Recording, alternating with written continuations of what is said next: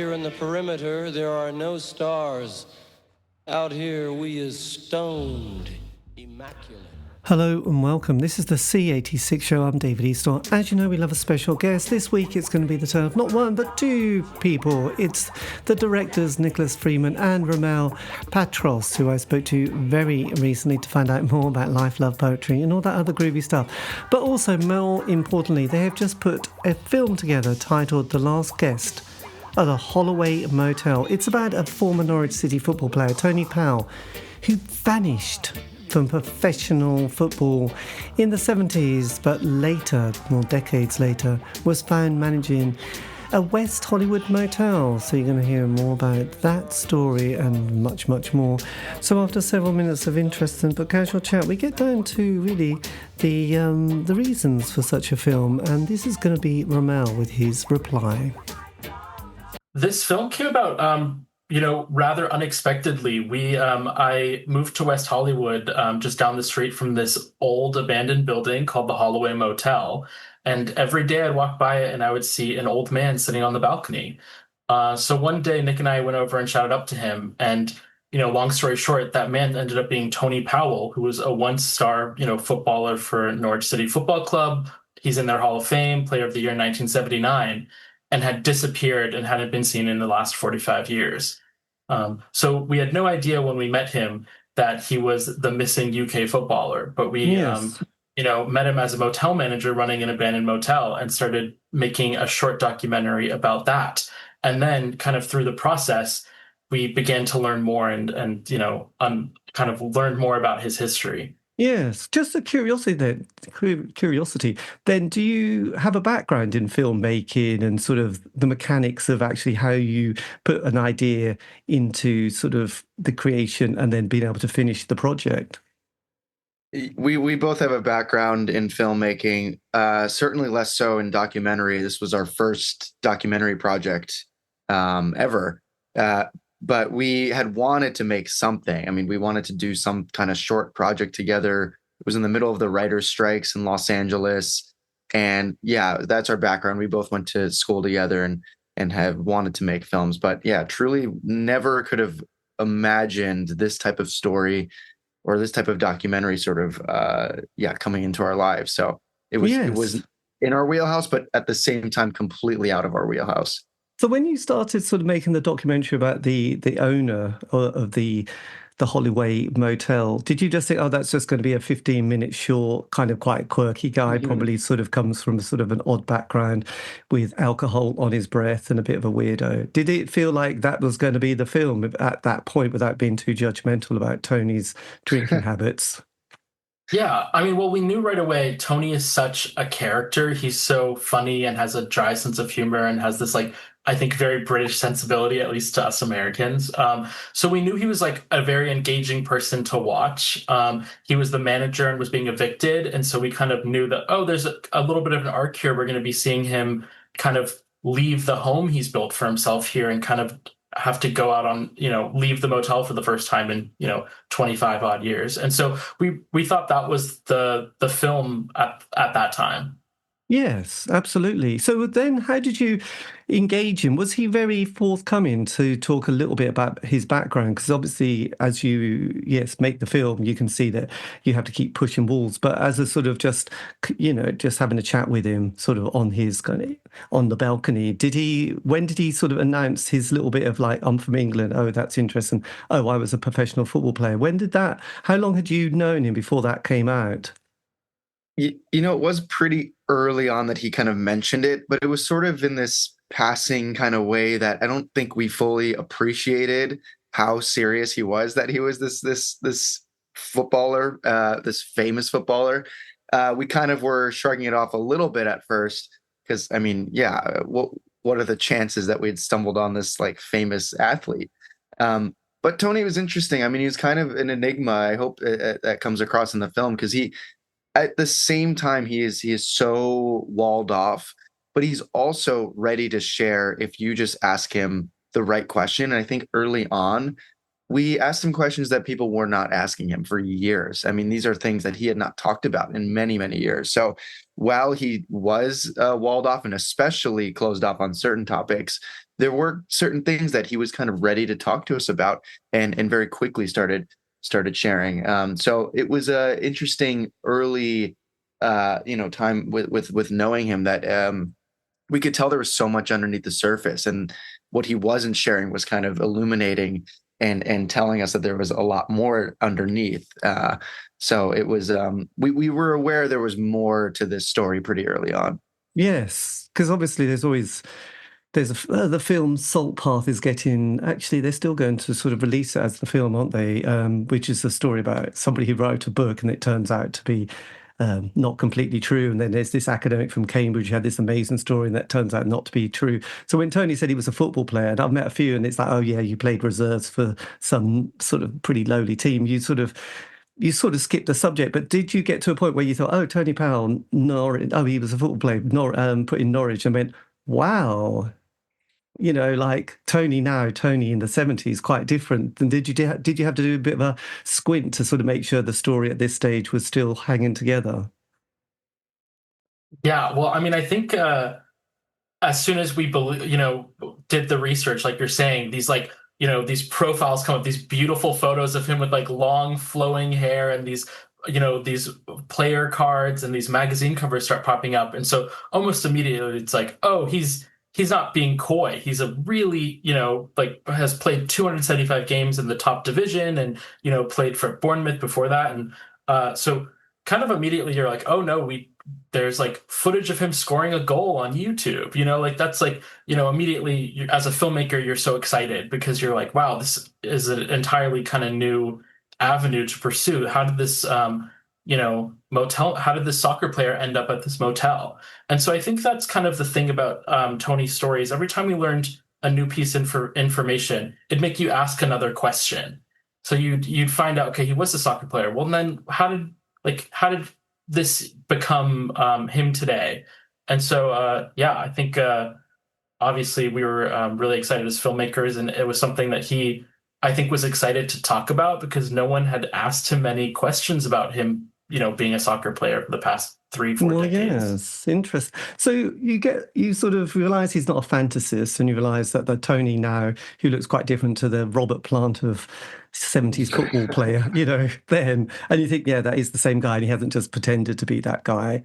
Then when do you sort of think, right, we could make a film? I mean, there's still a lot because it's an amazing production you've done, and a huge, I'm not sure if it's a huge budget, but suddenly like those shots of the stadium at night and the floodlights coming on and then traveling, I mean, it all costs quite a lot of money. When did you think, right, we need to get a budget, and now just one more, little issue is the money? Well, how did you then sort of go from the chat to the, right, how do we put this now together? Yeah. So initially we were prepared to kind of make a short film on our own dime. We kind of were scraping some funds together to make, like you're saying, a 15-minute short. And the story started, slowly emerging throughout that. We were putting things together, and it felt like a bigger story, but we were still kind of aiming at a short film also because we couldn't afford a feature-length film. But we, early in the process, got connected to our producers, Robbie Rogers, who was the second professional player to ever come out. And he also, after he retired, became a film producer. So we had kind of cold reached out to him, partially just to try to get access to film at a stadium because we, had no money. But he was very interested in the project. He brought in another producer, and they really encouraged us to try to develop it into a feature film. So with their sort of initial support and their kind of belief in the material, they helped us develop it, which was its own long process of turning this short film into something that you could kind of show people, show investors, show production companies. And that was sort of what got the ball rolling eventually to then bring it to a production company and then getting the rest of our financing to actually make this thing into a feature film. So, it wasn't just us alone. We had this initial concept and initial idea, and they really championed the film early on and helped open those doors so that it could become a feature. Yes, my God, that's amazing. So then obviously getting the shots of Tony talking and then getting him through his archives must have been exciting and sort of quite raw at times. And then you thought, but there's the family.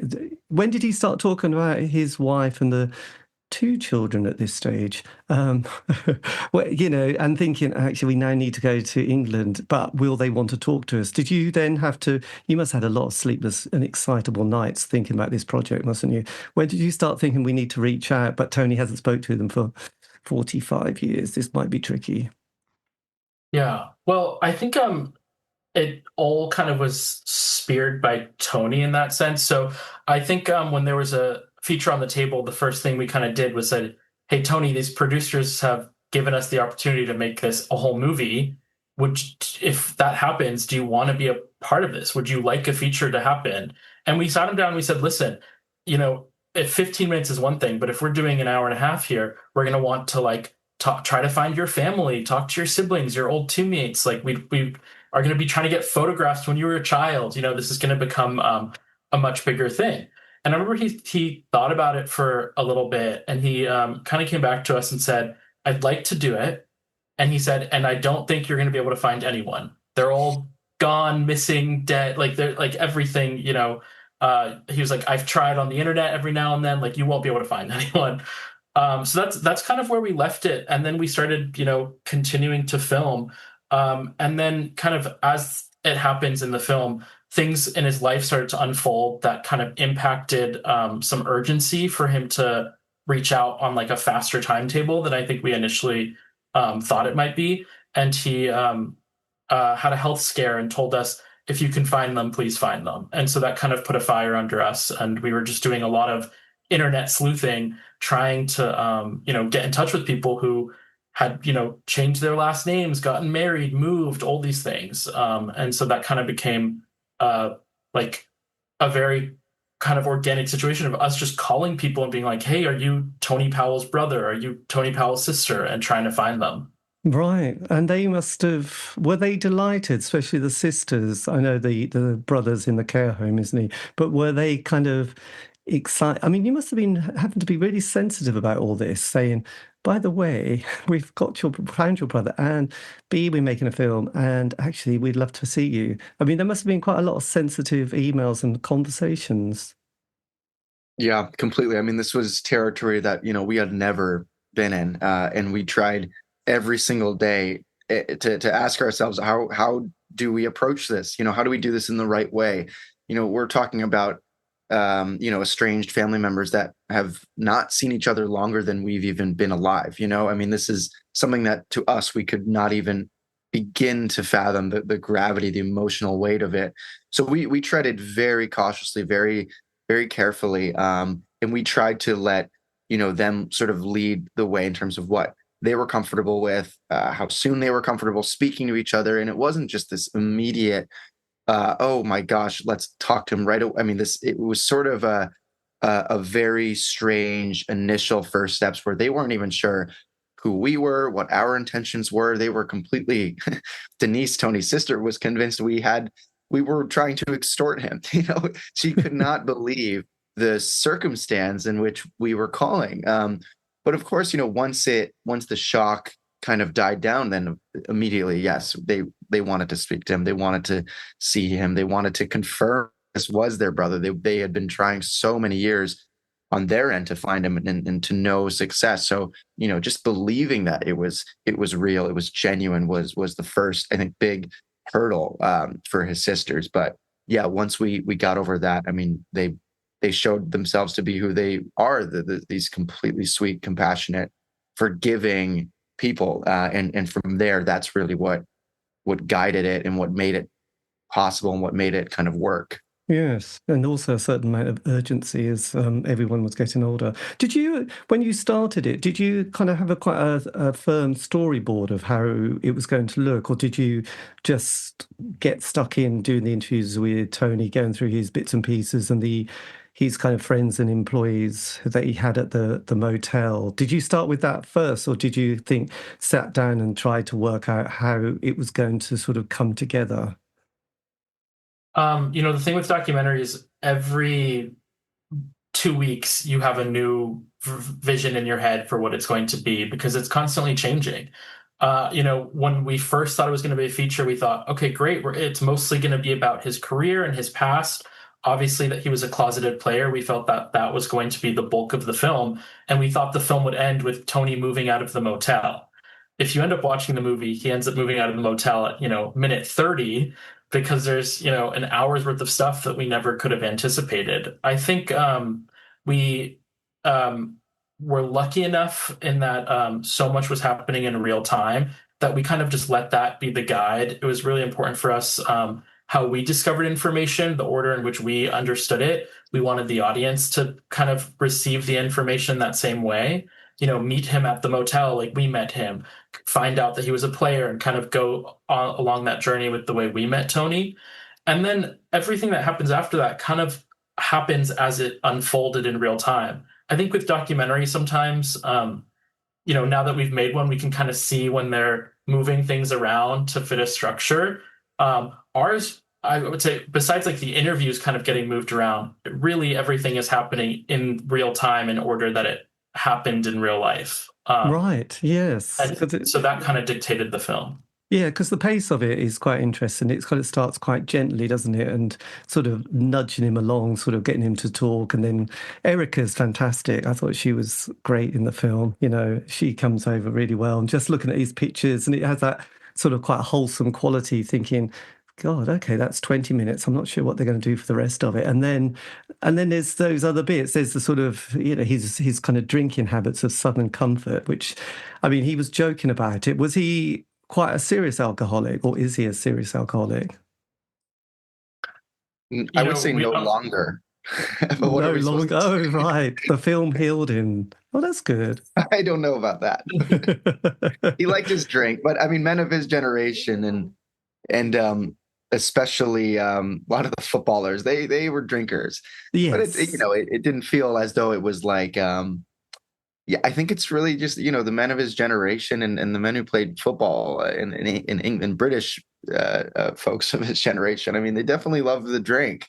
I don't know how much I can say to that. It wasn't as if we were sitting there saying, let's take him to AA, but he liked his drink. Yes, well, it was just, I mean, it was a very macho quality environment during the sort of 70s, 80s, and probably into the 90s. It's only kind of modern football players who have a bit of a different lifestyle now. But then, so as the film then progressed, and then there was those kind of the issues with it's a bit of a spoiler thing, isn't it? There's the dog, which I found quite emotional, being a pet lover as well. So there was like, oh my God. So you must have thought, wow. And then there's Tony's health scare, which again, I was thinking, oh God, that's how the film's going to end, isn't it? With,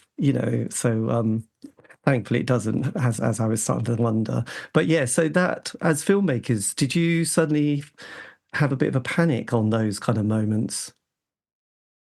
I think that as filmmakers, the priority is often the subject. And so like in those moments, I think what's hard is like you're two-minded, you're making a documentary, but you're also a real person who's become friends with these people. And so whenever there's something happening that's extremely emotional or extremely scary, like I was feeling that as a person in addition to like having to document it. And so, yeah, I think a documentary is a lot harder for us than narrative films because it's like real life. And so like those moments were really scary for us also. The moments there's a couple moments in the film that are extremely emotional, and like that's really emotional for us as well. And so I think that process was like what makes documentaries so impactful is that you as a filmmaker are part of the filmmaking process in a way that's so personal. Yes, because it's interesting. I think it was 1967 in this country, there was this sort of homosexuality had still been illegal up to then, which is kind of boggling to think about, isn't it? To sort of realise that when Tony was playing, he signed for Norwich in 74 under the manager of John Bond. It was like only, I'm having to do the maths here, aren't I? 7 years that it actually had become legal, but even so, I mean, no one wanted to admit it. And I can remember in the 80s, especially the sort of tabloid papers would have these kind of like, we're going to destroy this politician's career or this business person or this sports or personality, because of their sexuality. And I think that is quite boggling. So it was interesting that you brought in the Justin Fashanu kind of story as well at that point, which you kind of probably. Did you feel like you kind of had to have Justin because it would have just been odd not to? Yeah, it's I an think. interesting point. Oh, yeah. Sorry, go for it. Well, no, I was just going to say it was interesting because, on one end, we wanted to make sure that we were this is a story that's about Tony. It's a character study in many ways. I mean, it's 100%, Tony's film. But, for one, I mean, it's quite hard not to zoom out and to appreciate the scope of the issue, the unprecedented nature of having no footballers come out before Justin Fashanu, and just to give Tony's experience that context. But I mean, he played with Justin. This was such a situation that was so close to home in so many aspects. And even with the talking about these tabloids, I mean, these tabloids affected Tony personally. The tabloids incorporated Justin's story in the context of the rumors about Tony. I mean, it was so intertwined and interwoven that it felt pretty impossible to ignore that. And we without trying to say too much about it, it felt like it you couldn't fully appreciate the gravity of Tony's situation without seeing and understanding a situation like Justin Fashanu. And on top of that, UK audiences might know about Justin. He's someone that has a lot of name recognition in the UK, but for US audiences, they don't know about Justin in the same way. And I think it was important to include that because this is a bit of history of football history, but LGBT history that I think is a bit under the radar internationally. Yes, and yeah, I mean, it is quite, I suppose, as stories go, it is quite well known in especially football because he was this $1 million player. He also had that goal of the season that gets nicely used in the film as well, which we've seen 1 billion times, but it's still beautiful to watch. And then he hangs himself, which is kind of horrendous. So it's just not good. And when you were interviewing Tony, did you feel that with the process that he kept changing slightly and opening up to sort of his narrative from when you began talking to him? For sure. I think he was so guarded about certain topics when we first kind of were working with him. I think something that he had spent his whole life thinking was there will be a piece of information that I give out that at some point will make these filmmakers or my family or whoever go, I can't be around this person anymore. And I think for Tony, it was really important that we were curious without judgment. So like there wasn't something he could say that was going to make us kind of turn around and run away, or some horrible mistake he made that we were going to, I guess, like cut him off for.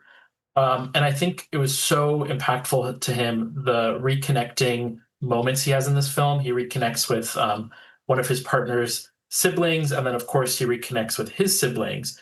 And I think those incredible amounts of fear he had going into that, and then finding it become a positive experience, he kind of started to, like, I think, identify that when he worked through the things that were scaring him and talked about it, it became less scary and less of this mountain he had to overcome. Yes, because it is quite amazing. His partner, boyfriend, and that story of AIDS, which obviously I think probably has a massive more impact in America than it did in the UK, didn't it? From especially in New York as well as LA, but definitely in New York, and that kind of music club and entertainment scene, which seemed to have wiped out most of that sort of generation, really. So yeah, that was quite weird, and kind of interesting to sort of just go back and remember that.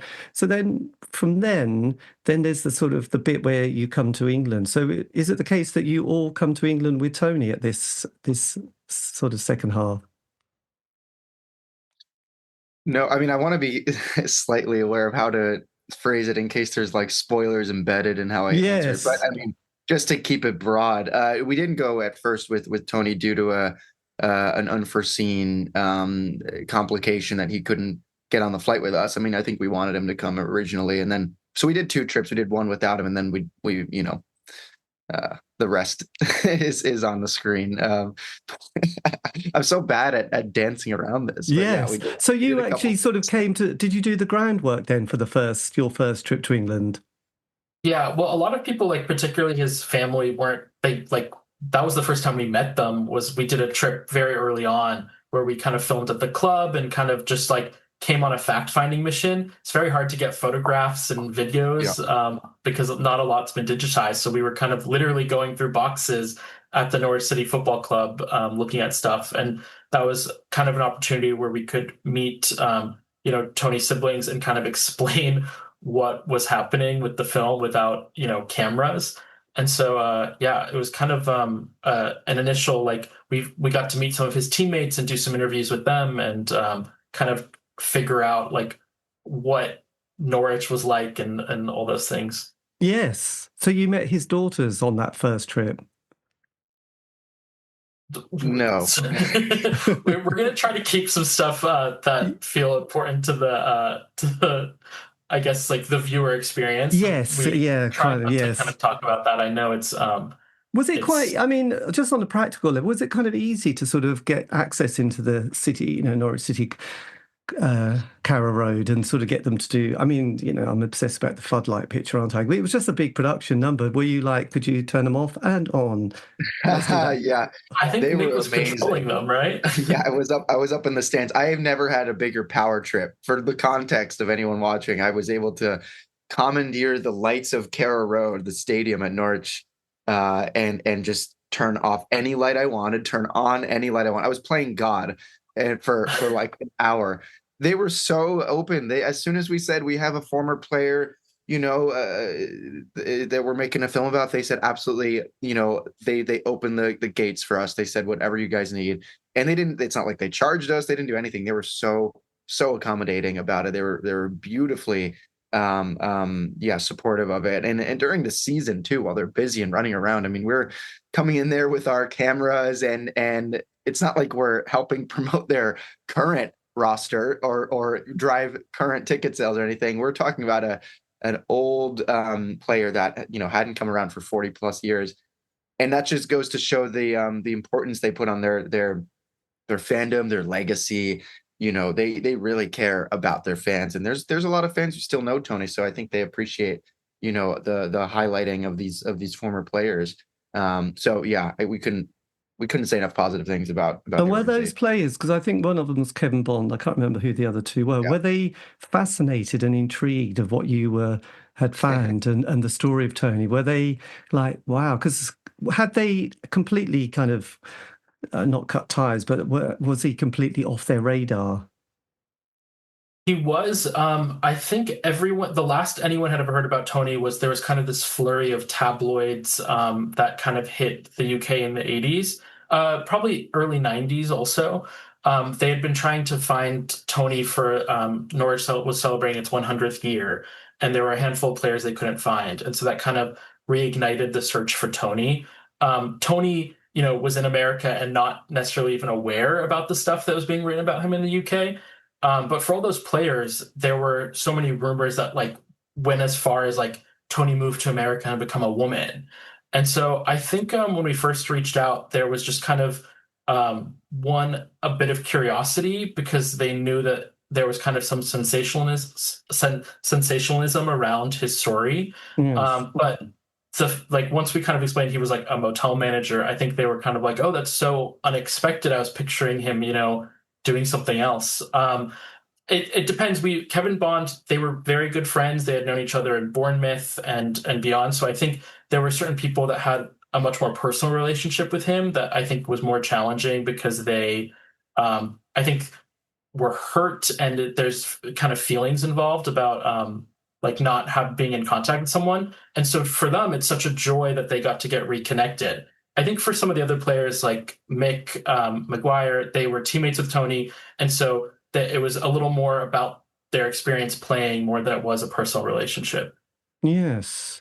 And did you then sort of have a kind of tour around Norwich? Were most of his family in this kind of area? The sisters aren't, are they actually? They're elsewhere.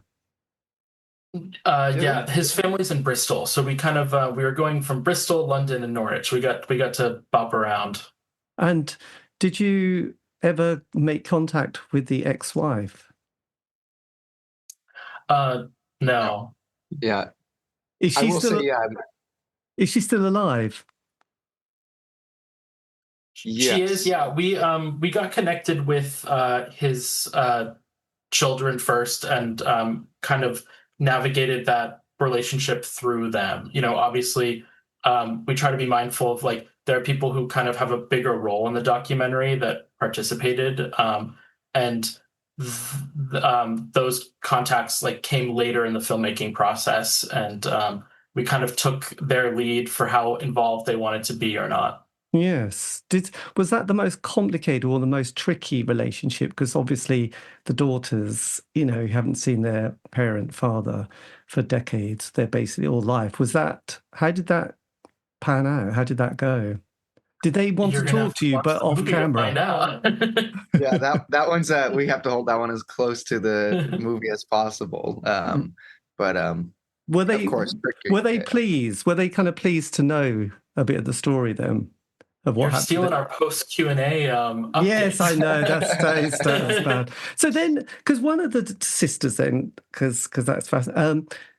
Was that called Jane, the one who speaks very well and is very, like, she seems like she's probably done a lot of work on herself in a sort of processy way, and then at the end drops the bombshell, doesn't she? Which is quite amazing. That would be Denise. That would be Denise. That's Yeah. Denise, right. Well, she was just amazing. The way she was so level-headed and so honest, but just she had a presence about her in the film, which I was kind of really amazed by, and how she had processed a lot of her life, but also this family stuff as well, which I just wondered, Denise. So was that, just as a curiosity, you were suddenly at Stonehenge, which, being an old hippie, I thought, oh, that's exciting. And then you went, was that Glastonbury tour in the background at one stage as Yeah. well? Yeah. That's Glastonbury Tour. Yeah.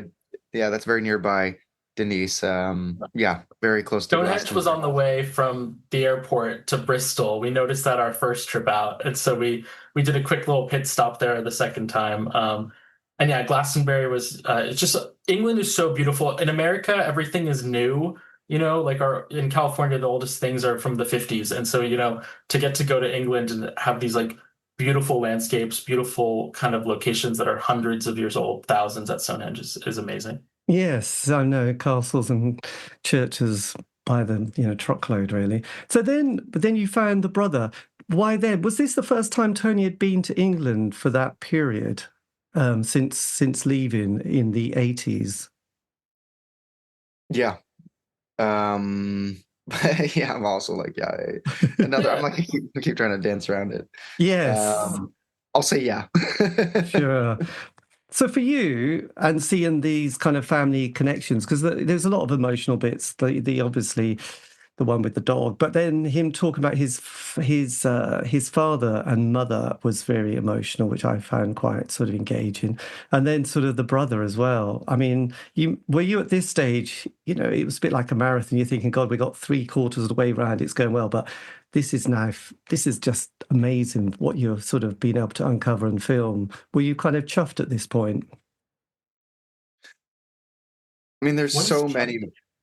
I think I'm assuming chuffed means just like overwhelmed and just Yes. blown away. British term. I mean, I think there was so many moments throughout this entire film that we had to pinch ourselves and just like feel like, how is this even possible? How are we witness to this? On earth is this the situation that we found ourselves in, and that we're watching? I mean, I can't name every single moment that I felt like that. I mean, I just know it was countless moments that we had to really pinch ourselves and just appreciate the once in a lifetime sort of opportunity that this was. I mean, these were situations that I just truly can't imagine ever being a part of, or again, for the rest of my life. And I think we really tried to appreciate that in the moment, respect those moments deeply. At a certain point, the film came second to these real life moments. So we just tried to be grateful that we could be a part of it, and to respect those moments for how real they were to the people experiencing them. Yes. So without giving too much away, but that last 5 minutes, which I did sort of have to watch again, or last 10 minutes a few times, did the film, had you decided to finish then, or do you think that we just have to finish it because because what he's like, oh my God, what was that? What was that? You know, there was like a double excitement, wasn't there? And then there's another bit with Denise just announced. Were you with Denise when she mentions that thing at the end? Yes, and here's what we'll say is there's kind of a very exciting twist at the end of the movie. That Yes, was a twist for us as the filmmakers as well, and just kind of by the very nature of at a certain point you have to go. We got to end this film at some point, but there are so many moments that you could keep going and going and going. This was kind of it's a little kind of a twist at the end that I think you could make a second movie about. Yes, I think the sort of extended. Yeah, well, look, this. Yeah, well, I just was absolutely boggled. Having done this film with Tony, with the amazing amount of stories and twists and turns, did you also feel emotionally shattered with the process of doing it? Yeah, I mean, so, yeah. I mean, I think we probably have a similar answer. I think for both of us, being a part of this process has been so rewarding, but it's also incredibly emotional as filmmakers. Like, we will work on a lot of movies, but certainly The Last Guest of the Holloway Motel will be the most special to us because it really does feel like we were a part of everyone's journeys throughout this film. Yes, and do you not cross a sort of boundary, but will you be sort of keeping in touch with Tony sort of post film? Yeah, we talk all the time. Of course. He's another grandfather. Yeah, he really is. Has he loved the attention? Has this given him a little bit of a boost in later life? He does not care about the attention one single bit, and he's so removed from it. He doesn't look it up. He doesn't search about it. We tell him, and he said, "Oh, that's cool." And we're more excited than he is, and he doesn't. He's like, whatever. That's well. Look, through the film, Tony has a lot more relationships, and that's very meaningful to him. But the film itself, I think, he's proud of it, and he's happy that people are moved by it. But I don't think he likes the fame or wants it. Well, look. Well, thank you. We have a 45. Oh, yeah. Yeah. Well, thanks ever so much, and I'll see you hopefully in Norwich. Yes, it's playing starting August 23rd, and we're going to be there for at least a week. Check out our Q&As on that Sunday or Tuesday, or one of our other screenings. Yes, and tickets are available on thelastguestdoc.com. Yes, Cinema City. Here we go. Okay, take care. Have a lovely afternoon. Bye. Thank you so much, David. Bye. Bye.